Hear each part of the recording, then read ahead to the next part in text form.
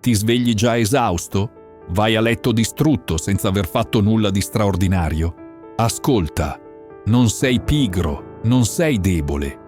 Stai solo buttando la tua energia vitale in 7 buchi neri che ti prosciugano l'anima. Marco Aurelio diceva: confina i tuoi pensieri al momento presente. Oggi scoprirai esattamente dove stai sprecando la tua forza vitale. Preparati, perché quello che stai per sentire ti aprirà gli occhi definitivamente. Basta cercare l'approvazione di chi non conta. Marco Aurelio annotava nel suo diario: quanto disturbo si risparmia chi non guarda a quello che dice o fa il suo vicino. Eppure passi ore a preoccuparti di cosa pensa la vicina del tuo nuovo lavoro o cosa sussurrano i colleghi sulla tua promozione. Ecco la realtà che nessuno ha il coraggio di dirti. Le persone sono troppo occupate a giudicare se stesse per dedicare più di 3 secondi ai tuoi difetti. Quella presentazione che ti ha tenuto sveglio per giorni temendo il giudizio, la maggior parte di loro nemmeno se la ricorda. Ma c'è qualcosa di ancora più inquietante. Stai sacrificando i tuoi sogni sull'altare dell'opinione altrui. Quel corso di pittura che volevi fare? Che diranno? Quel viaggio in solitaria che desideravi? Sembrerai strano. Quella passione imprenditoriale che ti brucia dentro? La gente penserà che sei pazzo. Seneca ci ricorda: è probabile che qualche problema che ci sembra immenso si ridimensioni se non lo ingigantiremo con le nostre paure. Quella paura del giudizio è esattamente questo: un mostro che ingigantisci nella tua mente mentre la tua vita reale passa in secondo piano. Ho conosciuto una donna che per anni ha nascosto la sua passione per la scrittura perché il marito diceva che era una perdita di tempo. Dopo il divorzio ha pubblicato il suo primo romanzo. È diventato un bestseller. Gli anni perduti a nascondere il suo talento, irrecuperabili. Il paradosso crudele è questo: più smetti di cercare approvazione, più le persone ti rispettano. È come un magnete al contrario. Quando diventi impermeabile ai giudizi altrui, emani una sicurezza magnetica che attrae ammirazione genuina. Ma attenzione, qui c'è un inganno sottile. Non stiamo parlando di diventare arroganti o maleducati. Stiamo parlando di distinguere tra educazione sociale e prostituzione emotiva. Essere cortesi è civiltà. Tradire te stesso per compiacere gli altri è autodistruzione. Oggi stesso prendi una decisione basata solo su quello che tu vuoi. Può essere piccola: comprare quel libro che ti incuriosisce, ordinare al ristorante quello che ti piace davvero invece del solito sicuro, esprimere la tua opinione in una conversazione senza scusarti. Fallo perché lo vuoi tu, non perché qualcun altro potrebbe approvare. Nota come ti senti dopo. Liberati dai vampiri emotivi che ti circondano. Epitteto ci insegnava che non sono gli eventi a turbare gli uomini, ma i giudizi che essi danno degli eventi. Eppure tu continui a dare potere a persone che sabotano sistematicamente ogni tuo tentativo di crescita. Riconosci questi personaggi? La sorella che trova sempre il lato negativo in ogni tua novità, il collega che commenta sarcasticamente ogni tuo successo, l'amico che dice sii realista ogni volta che osi sognare in grande, il genitore che ancora ti fa sentire inadeguato con una sola occhiata. Queste persone care assorbono la fiducia in te stesso, la verità cruda che nessuno ha il coraggio di dirti. Chi non celebra le tue vittorie piccole non merita di assistere a quelle grandi. Seneca diceva: è più vergognoso diffidare degli amici che essere ingannati da loro. Ma io ti dico qualcosa di più radicale. È ancora più vergognoso continuare a nutrire con la tua energia chi ti demolisce sistematicamente. Conosco un imprenditore che quando ha lanciato la sua startup, il fratello maggiore rideva. Non ce la farai mai, hai sempre avuto idee strampalate. Per 2 anni ogni cena di famiglia era un calvario di commenti negativi. Oggi quella startup vale milioni. Il fratello? Ancora lì a cercare scuse per sminuire il successo altrui. Ecco il punto che cambia tutto. Questi vampiri non sono necessariamente cattive persone. Spesso sono persone ferite che proiettano le loro paure su di te. Hanno rinunciato ai loro sogni così tanto tempo fa che vederti inseguire i tuoi li fa stare male.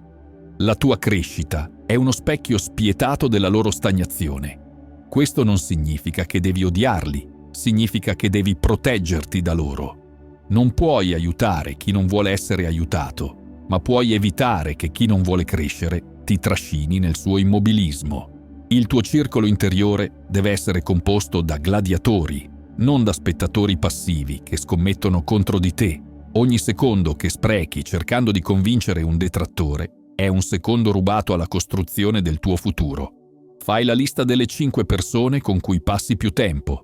Accanto a ogni nome scrivi «Mi fa sentire più forte» o «più debole dopo averci parlato». Se la risposta è «più debole» per 3 o più persone, è ora di riorganizzare le tue priorità sociali. Non devi essere scortese, ma puoi gradualmente ridurre il tempo che dedichi a chi ti prosciuga. Smetti di investire in relazioni a fondo perduto. Epitteto insegnava: ricordati che sei un attore di un dramma, ma nella tua vita troppo spesso reciti da protagonista, mentre gli altri sono solo comparse che si prendono tutta la scena e tutti gli applausi.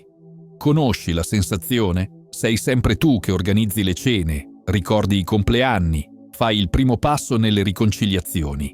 Sei tu che ascolti i problemi di tutti, che offri supporto senza essere mai ricambiato. E quando hai bisogno tu, telefono spento, impegni improvvisi, risposte a monosillabi. Queste non sono relazioni, sono donazioni unilaterali della tua energia vitale e come tutte le donazioni continue ti impoveriscono invece di arricchirti. La verità amara che nessuno ti dice: una relazione squilibrata è peggio della solitudine. Almeno quando sei solo, la tua energia rimane dentro di te, disponibile per progetti che contano. In una relazione parassitaria viene costantemente prosciugata senza mai essere ricambiata, lasciandoti vuoto. Conosco una donna che per 20 anni è stata la migliore amica di una persona che la chiamava solo per sfogarsi sui suoi drammi sentimentali. Ore al telefono, fine settimana sacrificati per consolazioni, energie mentali ed emotive riversate in un pozzo senza fondo. Quando quella donna ha attraversato il divorzio più difficile della sua vita, indovina chi è sparita? Proprio lei, troppo impegnata per ricambiare anche solo una frazione del supporto ricevuto. Marco Aurelio ci ricordava: il meglio che puoi fare è accettare quello che non puoi controllare e controllare quello che puoi accettare. Non puoi controllare se gli altri ricambiano i tuoi sforzi, ma puoi controllare a chi li dedichi. C'è una distinzione cruciale da fare. Non stiamo parlando di diventare calcolatori o egoisti. Stiamo parlando di riconoscere il valore del tuo investimento emotivo e pretendere un minimo di reciprocità. Pensa alle tue relazioni come a un conto in banca emotivo. Continui a fare versamenti senza mai ricevere interessi. È ora di cambiare banca. La prova è semplice. Se smettessi di fare il primo passo, quante di queste relazioni rimarrebbero? La risposta ti dirà tutto quello che devi sapere. Per i prossimi 7 giorni, non essere il primo a contattare nessuno dei tuoi amici abituali, non mandare messaggi, non fare chiamate, non organizzare incontri. Osserva chi si fa sentire spontaneamente. Quelli che si fanno sentire sono i tuoi veri alleati. Gli altri, energie sprecate che finalmente potrai reinvestire in chi lo merita davvero. Chiudi il rubinetto con gli utilizzatori seriali. Seneca diceva: non c'è vento favorevole per il marinaio che non sa dove andare, e tu, navigando nella vita, continui a essere il porto sicuro di persone che ti cercano solo quando la loro nave affonda. Sai esattamente di chi parlo. Quella persona che non senti per mesi, poi improvvisamente ti arriva il messaggio: «Ciao, come stai? Tutto bene? Ascolta, avresti per caso?» Oppure quella che ti contatta solo quando ti ha bisogno di sfogarsi sui suoi drammi, ma quando condividi le tue gioie sparisce come nebbia al sole. La verità amara che brucia. Sei diventato una stazione di servizio emotiva, utile quando serve, dimenticato quando non serve più. E come tutte le stazioni di servizio, vieni usato senza cerimonie e abbandonato senza ringraziamenti. Questo non è essere generosi o di buon cuore. Questa è autodistruzione travestita da gentilezza. Ho un amico che aveva un fraterno, compagno di università. Questo tipo spariva per mesi, poi ricompariva solo quando aveva bisogno di qualcosa, un prestito, un passaggio, aiuto per un trasloco, una raccomandazione lavorativa. Il mio amico, di cuore buono, accorreva sempre. Quando mio amico ha attraversato un momento difficile e ha chiamato per chiedere sostegno, la risposta è stata: «Scusa, ma sono in un periodo complicato anch'io». Epitteto ci insegnava: «Nessuno può farti del male senza il tuo permesso». Ogni volta che rispondi a questi richiami saltuari, stai firmando un contratto che ti vede sempre come fornitore e mai come cliente. Ma attenzione, c'è una trappola psicologica qui. Questi utilizzatori seriali sono spesso molto bravi a farti sentire importante nel momento del bisogno. Ti fanno credere di essere speciale, l'unico che può aiutarli, il loro salvatore. La soluzione non è diventare cinici o chiusi. La soluzione è applicare la regola della reciprocità. La tua disponibilità deve essere proporzionale all'investimento che l'altra persona fa nella relazione. Pensa alle persone che sono sempre state presenti nella tua vita, sia quando stavi bene che quando avevi problemi. Queste sono le tue vere amicizie. Quando qualcun altro ti chiede un favore, non rispondere subito. Di sempre: «Devo controllare i miei impegni, ti rispondo domani». Poi chiediti: «Se io fossi nei guai, questa persona mi aiuterebbe davvero?» La risposta ti dirà se vale la pena dire sì. Smetti di fare il salvatore di problemi altrui. Marco Aurelio scriveva: «Confina la tua attenzione al lavoro che hai davanti». Eppure continui a fare lo psicologo non pagato di mezza umanità, il consulente matrimoniale gratuito, il salvatore di situazioni che non ti appartengono. Eccoti là, a perdere sonno per i debiti di tua sorella, a stressarti per il matrimonio in crisi dei tuoi vicini, a cercare soluzioni per il figlio problematico della tua collega, mentre la tua vita, i tuoi progetti, i tuoi sogni rimangono in lista d'attesa, perpetuamente in secondo piano. La verità è questa: ogni problema che risolvi per gli altri è un problema che non risolvi per te stesso. Mentre sistemi la vita di tutti, la tua rimane in attesa di attenzioni che non arrivano mai. Seneca ci ricorda: niente è nostro eccetto il tempo. E tu stai regalando il tuo tempo più prezioso a chi non ha nemmeno la decenza di gestire i propri problemi, o peggio ancora, a chi ha imparato che sei sempre disponibile a risolvere quello che loro non vogliono affrontare. Conosco una madre che ha speso 15 anni a salvare il figlio dalle conseguenze delle sue cattive decisioni. Debiti pagati, multe coperte, lavori procurati tramite conoscenze, appartamenti affittati a suo nome. Risultato? A 30 anni passati, quel figlio non ha ancora imparato cosa significa responsabilità e lei si è ritrovata prosciugata economicamente ed emotivamente per aver impedito a suo figlio di crescere. Ecco il punto che cambia tutto. Salvare costantemente qualcuno dai suoi problemi non è amore, è sabotaggio. Gli stai impedendo di sviluppare gli anticorpi necessari per affrontare la vita. Il confine tra gentilezza e autolesionismo è sottile ma cruciale. Essere gentili significa offrire supporto morale e consigli. Essere autolesionisti significa sostituirsi agli altri nelle loro responsabilità, privandoli dell'opportunità di crescere e privando te stesso dell'energia per la tua crescita. C'è anche un aspetto manipolativo. Alcune persone hanno imparato a usare i loro problemi come strumento di controllo. Sanno che non sai dire di no, quindi creano continuamente emergenze che richiedono il tuo intervento. È un ricatto emotivo travestito da bisogno genuino. La prossima volta che qualcuno ti porta un problema, prima di offrire soluzioni, chiedi sempre: cosa hai già provato a fare per risolverlo? Se la risposta è niente o evasioni varie, la tua risposta deve essere: prova prima con le tue forze, poi se hai davvero bisogno ne riparliamo. E mantieni la parola. La tua energia è un investimento, non una donazione di beneficenza. Smetti di torturare te stesso con i fantasmi del passato. Il dolore che proviamo esiste solo nella nostra mente, insegnava Epitteto. Se elimini l'opinione, elimini anche il lamento. Sono stato ferito. Elimina il lamento e il danno scompare. Eppure eccoti qui, oggi, a torturare te stesso per quella decisione sbagliata del passato, per quella relazione che hai rovinato, per quell'opportunità lavorativa che hai lasciato scappare, per quelle parole che non hai mai detto a tuo padre prima che morisse. Il passato è diventato il tuo carceriere più spietato. E la cosa tragica, gli hai dato le chiavi. Ogni ora che passi a rimuginare su "e se avessi fatto diversamente" è un'ora rubata al presente, al futuro che potresti ancora costruire. Marco Aurelio scriveva: confina i tuoi pensieri al momento presente. Non lo diceva per filosofia astratta, lo diceva per pura sopravvivenza mentale. Conosco un uomo che per 10 anni si è torturato per aver rifiutato un'offerta di lavoro all'estero. Avrei potuto avere una vita completamente diversa, si ripeteva. Mentre si struggeva per quello che non era stato, ha perso 3 promozioni nella sua azienda attuale. Il paradosso? Oggi guadagna di più di quanto avrebbe guadagnato in quel lavoro che rimpiangeva. C'è qualcosa di ancora più insidioso nei rimpianti. Spesso sopravvalutiamo il passato alternativo, dimenticando che ogni scelta comporta rinunce. Quella relazione che hai lasciato andare, forse ti avrebbe reso infelice.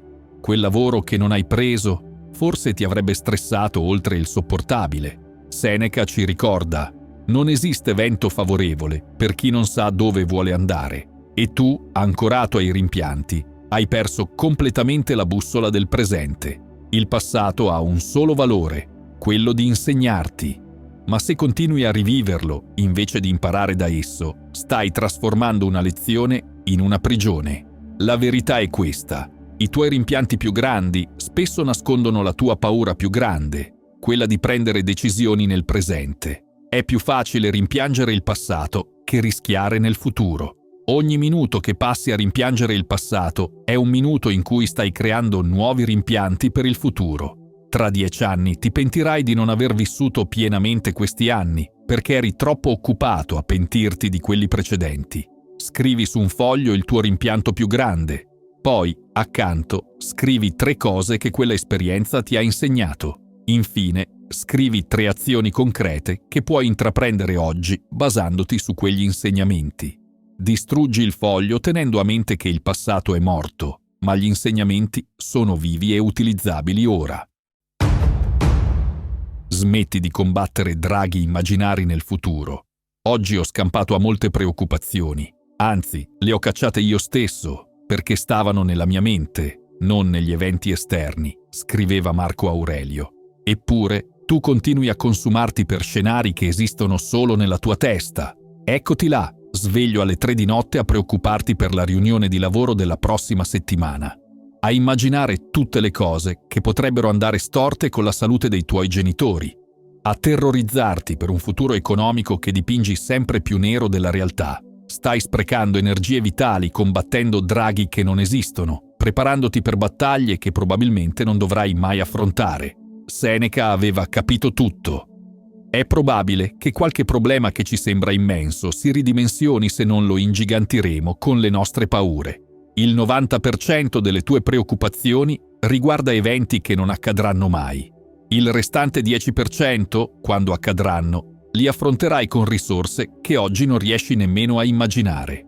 Ho un'amica che per 2 anni si è consumata pensando a come avrebbe affrontato economicamente la pensione. Calcoli infiniti, scenari catastrofici, notti insonni.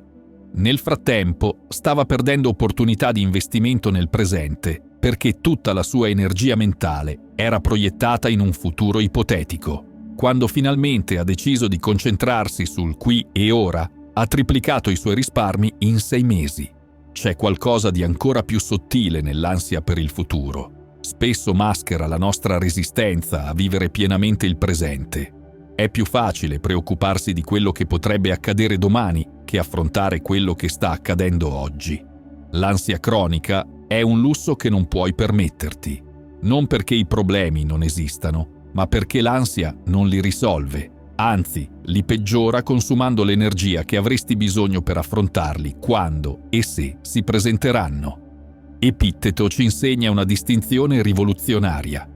Alcune cose sono sotto il nostro controllo, altre no. Le cose sotto il nostro controllo sono le nostre opinioni, aspirazioni, desideri e tutto ciò che è opera nostra. Quelle non sotto il nostro controllo sono il nostro corpo, i nostri possedimenti, la nostra reputazione, la nostra posizione sociale e tutto ciò che non è opera nostra. Ogni secondo che passi a preoccuparti per quello che non puoi controllare è un secondo rubato a quello che puoi controllare. Ma attenzione, non stiamo parlando di diventare irresponsabili o di non pianificare. Stiamo parlando di distinguere tra preparazione intelligente e autolesionismo mentale. Preparare un piano B è saggezza.